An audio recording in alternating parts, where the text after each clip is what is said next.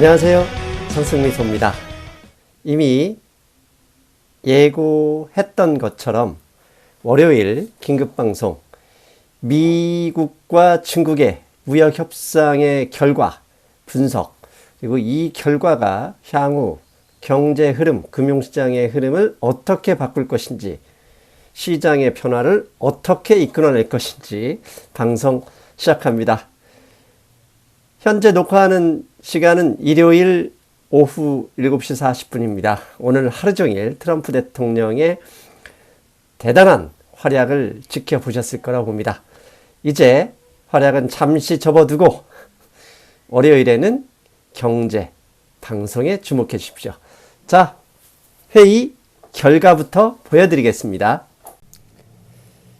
결과만 본다면 오늘 CNBC에서 나왔던 기사 제목으로 대체할 수도 있겠습니다. 일시적인 타임아웃이다. 무역 분쟁, 무역 전쟁을 끝내기 위한 어떠한 명시적인 합의도 없었다. 예. 그냥 단순한 결과는 변화된 게 없다.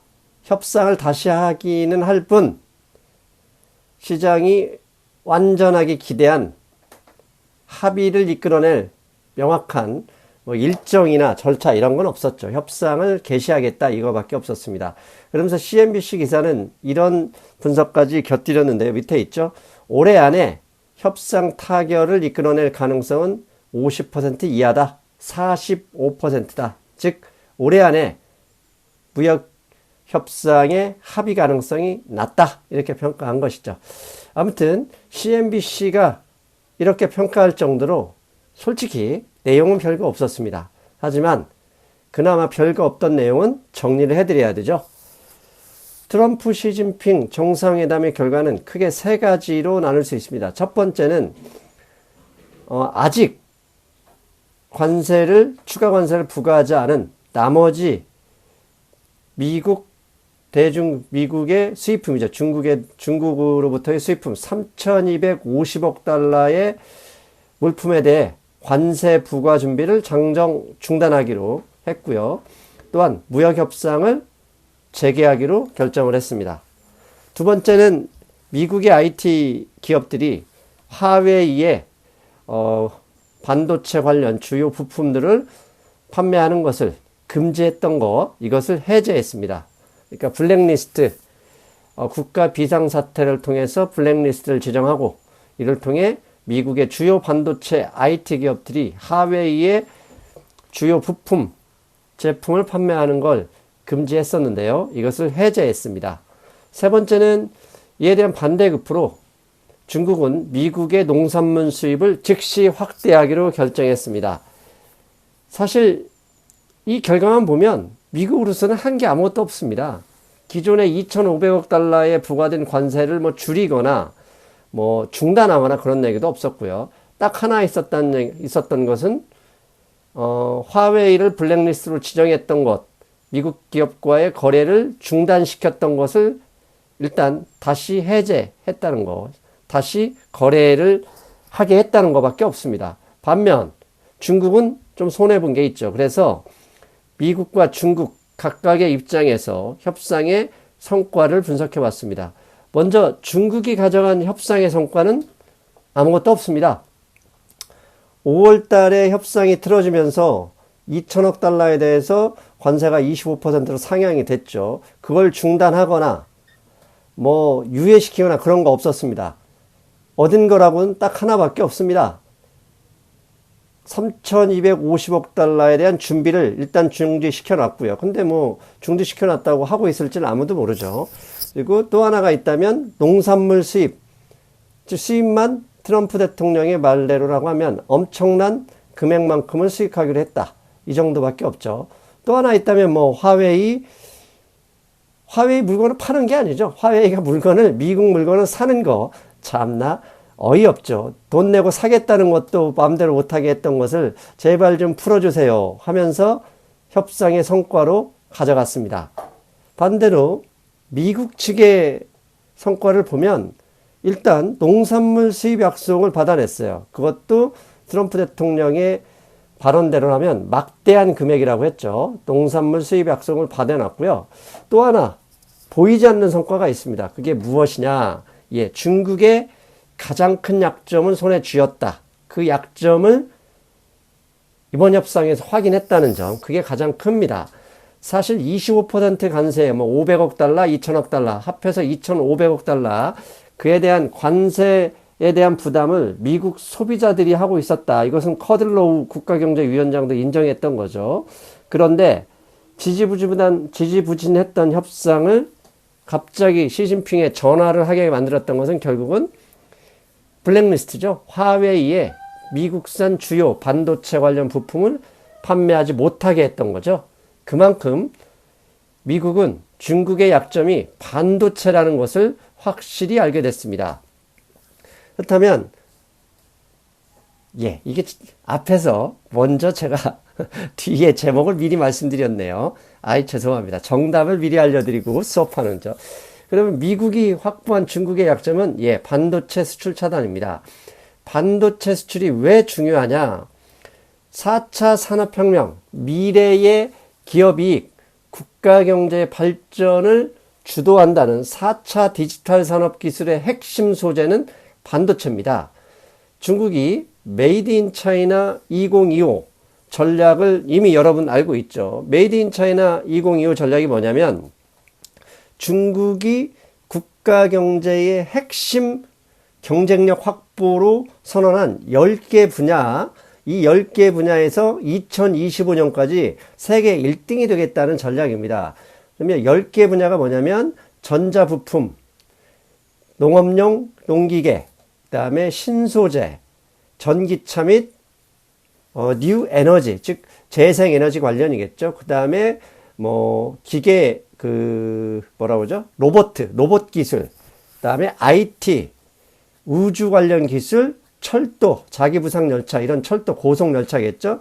그 다음에 선박, 마지막으로 하나가 바이오입니다. 바이오 메디칼 쪽인데요. 이 관점을 뚫어가는 거, 이 기술의 핵심 부품이 뭐냐면 반도체입니다. 5G, AI, 클라우드, 스마트 시티, 자율주행까지 그 모든 기술에 반드시 필요한 부품은 반도체. 그런데 중국은 반도체를 양산할 기술이 없다는 점이죠. 지금 현재 2018년 기준으로 중국이 미국으로부터 수입한 물품을 금액 대비 보니까요. 가장 큰 게 트랜스포테이션, 즉 항공기입니다. 항공기를 빼고는 두 번째로 큰 금액 약 180억 달러를 수입하는 게 뭐냐? Computers and Electronics, 즉 전자 관련 부품입니다. 금액으로 보면 180억 달러, 큰 금액이 아닙니다. 미국의 GDP를 생각하면 아무 금액도 아니지만 저 안을 살펴보면 왜 중국이 반도체에 판매하지 않겠다는 게 그 미국의 선언에 절절매일 수밖에 없었다는 건지 이제부터 하나씩 살펴보겠습니다. 블룸버그에서 제가 찾아온 그림인데요. 최근 14년 동안 중국은 컴퓨터 칩, 즉 반도체, 여기서 반도체라는 얘기는 메모리 플러스 비메모리 반도체입니다. 이 수입량이 약 3배가 늘었습니다. 2005년에 1,000억 달러 규모였던 게 작년까지 3,000억 달러를 넘어섰습니다. 그러면 이 반도체가 이 3,000억 달러 이상 반도체 수입을 하는데 대부분이 미국이냐? 그건 아닙니다. 대부분은 미국은 아니지만 거의 핵심은 미국이라는 거. 특히 비메모리 반도체는 인텔, 엔비디아, AMD 등 미국 회사에서 대부분 수입하고요. 메모리 반도체는 삼성, 하이닉스, 마이크론 등에서 수입합니다. 미국이 반도체 수출 안 해 그러면 한국이나 영국 등에서 수입할 수 있지 않느냐? 그럴 수도 있지만 미국 정부가 한국의 반도체 업체들을 불러놓고 너희들 중국에 팔지 마. 그러면 이 말을 거역할 회사 없습니다. 중국이 아무리 큰다 하더라도 세계 경제 패권은 미국이 가지고 있고 한미동맹이라는 그 관계 때문이기도 합니다. 그런 면에서 보면 중국이 수입하는 거의 대부분의 반도체는 미국과 미국의 영향력 아래에 있는 한국 기업이라는 사실, 이것만으로도 메이드 인 차이나 2025 전략이 이게 아이고 큰일 났구나라고 생각할 수밖에 없는 겁니다. 오늘자 블룸버그에서 이런 기사 제목이 나왔습니다. 하웨이의 라이프라인, 하웨이의 생명줄, 즉 하웨이의 생명줄을 트럼프 대통령이 일단 놔줬다는 얘기입니다. 왜? 비즈니스들, 기업의 이익을 더 중시하는, 즉 기술 냉전보다는 미국 기업의 이익 때문에 화웨이 생명줄을 살려줬다. 이런 기사가 나왔습니다. 이게 무슨 얘기입니까? 갑자기 트럼프 대통령이 화웨이에 반도체 판다고 화웨이 살려주고, 이게 아니라 화웨이가 중국에서 차지하는 역할, 비중 때문에 그렇습니다. 지금 니케이 아시안 리뷰입니다. 일본의 잡지인데요. 경제 잡지에서 중국의 주요 IT 기업들이 해외에서 하고 있는 프로젝트 수를 집계한 건데요. 가장 큰 업체가 화웨이입니다. 무려 약 800여 건의 해외 프로젝트를 하고 있습니다. 그런데 나머지 차이나텔레콤, JT, 텐센트 이런 회사들이 다 합친 것보다 화웨이 한 개 기업이 글로벌 프로젝트를 많이 하고 있다는 얘기입니다. 즉 중국의 화웨이라는 업체는 한국의 삼성전자의 그 이상이라는 거. 그만큼 화웨이는 화웨이라는 개인 기업, 공산당 기업이든 개인 기업이든 떠나서 중국에서 기술 개발, 중국의 국가 경쟁력 확보에 상당히 중요한 위치를 차지하고 있다는 얘기입니다. 특히 반도체 관련, 비메모리 반도체 관련해서는 화웨이가 상당히 중요한 역할을 합니다. 지금 현재 이게 글로벌 칩 디자인스, 그러니까 반도체 IP입니다. 반도체 IP, 일종의 디자인 한다는 얘기인데요. 이 설계 기술, IP 설계 기술에서 각국의 시장 점유율인데요. 2010년에는 중국이 5%를 차지했다가 작년 기준으로는 무려 13%를 차지했다고 합니다. 그런데 지난번 제가 삼성전자 특집 하면서 이 얘기 했었죠. 저 13%로 중국의 비메모리 분야의 경쟁력이 늘어났는데 그 핵심은 영국의 ARM, IP 설계의 세계적인 회사죠. 시장 점유율 1위 ARM으로부터 기술 지원을 받아서 하이실리콘이 일종의 설계를 하고 그것을 하웨이에 납품하는 구조 때문에 13%의 시장 점유율을 차지하고 있는데요. 이에 대해서 블룸버그가 이런 얘기를 하는 게 있습니다. 현재 하웨이는 하웨이 폰에서 쓰이는 모바일 칩의 68%를 자체 기술로 생산하고 있을 정도로 기술이 느른 것은 사실이지만 이 모바일 칩의 대부분의 기술인 오른쪽에 나와 있죠. 영국의 ARM이라는 회사의 기술 이전을 받았고 이 ARM이라는 회사는 미국에서 지금 영국에 본사를 두고 있지만 미국에서도 미국에 기반해서 운영하고 있고 최근에 트럼프 대통령이 하웨이와 거래 중단할 때 적극적으로 협조하고 나섰다. 즉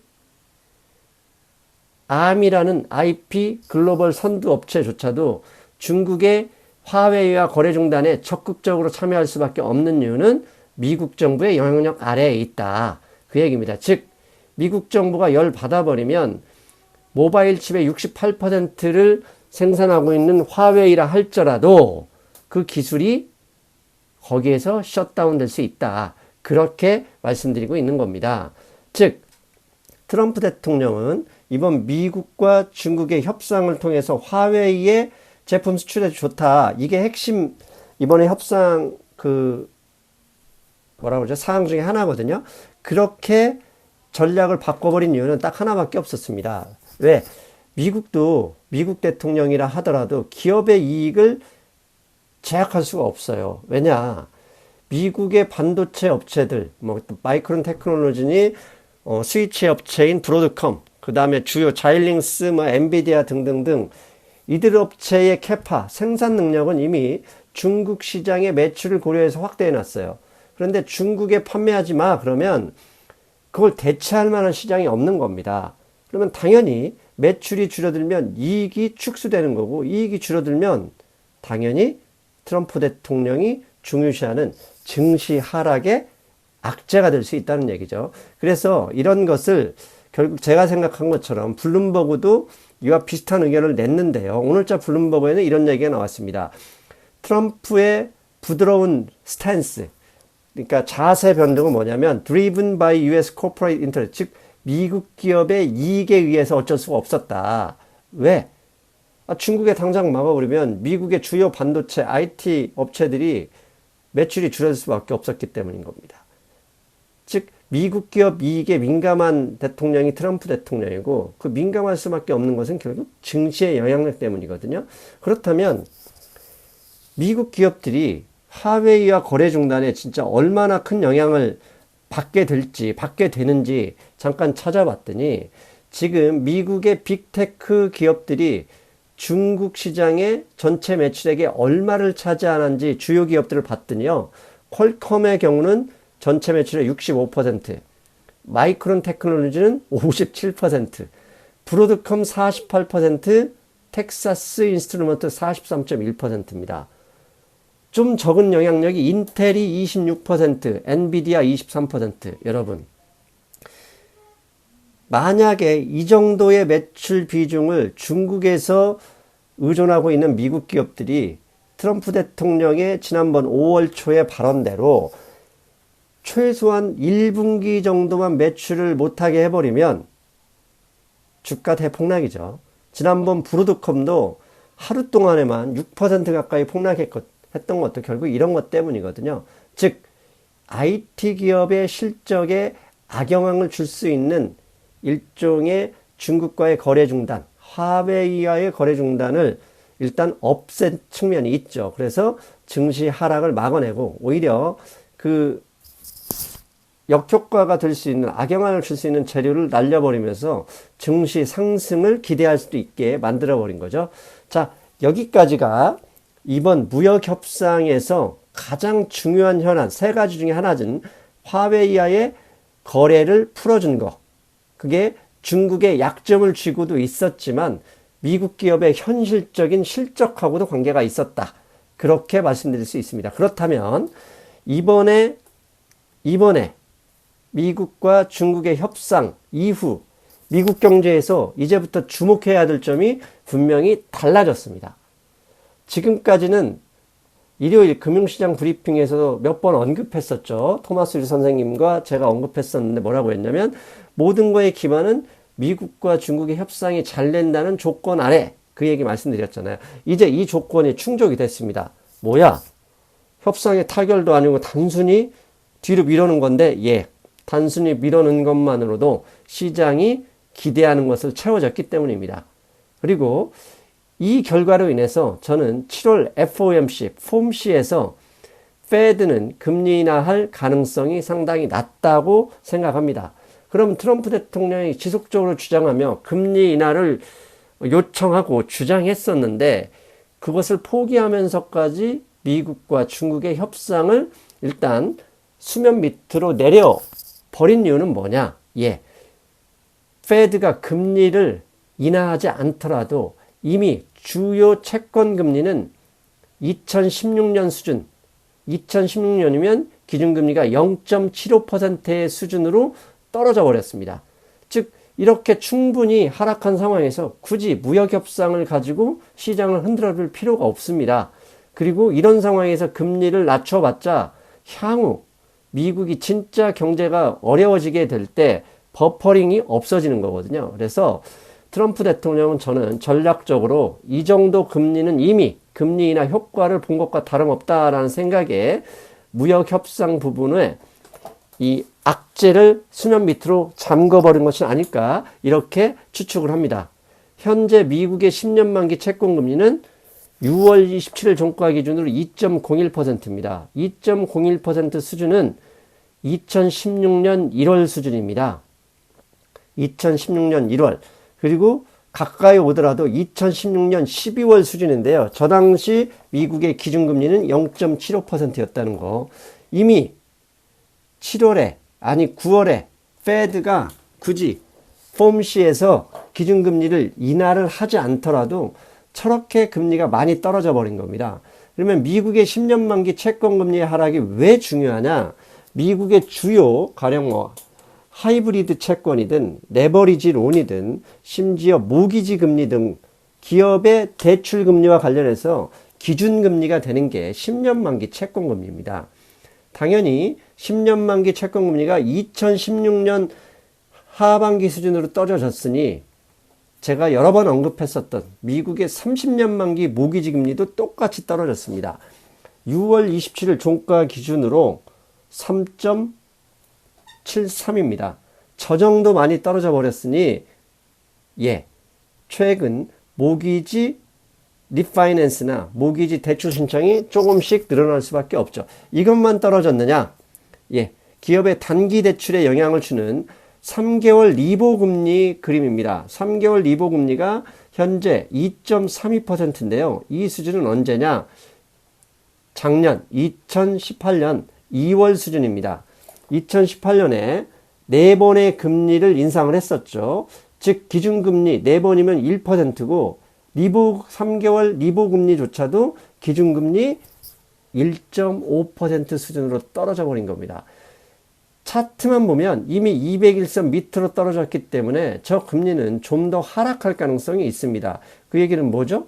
전체적으로 채권금리 10년 만기 채권금리가 크게 하락했음으로써 레버리지론이나 시니어론 하이힐드 채권 금리의 연장이나 롤오버죠. 이런 데에서도 이미 금융기관들이 상당히 위험을 부담할 가능성이 높아진 거죠. 즉 이렇게 금리 인하에 상관없이 시장금리가 떨어져 버렸기 때문에 트럼프 대통령은 굳이 미국과 중국의 갈등을 오랫동안 끌고 갈 이유는 없을 것이라고 봅니다. 물론 이게 타결이 아니라 휴전입니다. 이 휴전은 언제든지 다시 활화산으로 등장할 수 있죠. 그게 언제쯤이냐?